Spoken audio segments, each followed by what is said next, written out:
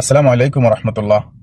বাংলাদেশ জামাত ইসলাম যে আদর্শ এবং উদ্দেশ্য নিয়ে বাংলার জমিনে কাজ করে যাচ্ছে তার একটি প্রুফ কোরআনের আয়াত দিয়ে আমি আপনাদেরকে শোনাতে চাই।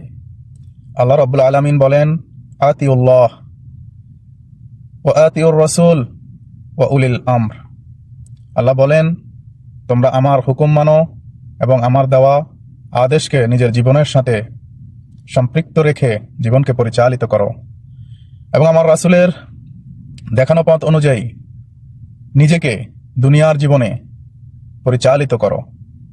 এবং যারা আল্লাহর রাসূলের প্রদত্ত দাসত্ব আনুগত্য করে চলে এবং দুনিয়ার জমিনে সে আইন কায়েম করার জন্য, সে রাসূলের আদর্শ কায়েম করার জন্য আজও দুনিয়ার জমিনে কাজ করে যাচ্ছে, তাদেরকে নেতা হিসাবে মানো।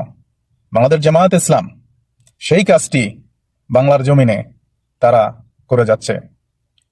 অনেক নিপীড়ন, নির্যাতন, জেল জুলুমের পরও বাংলাদেশ জামায়াত ইসলাম আল্লাহ এবং রাসূলের আদর্শ থেকে, আল্লাহর হুকুম রাসূলের আদর্শ থেকে তারা এক কদমও পিছে যায়নি।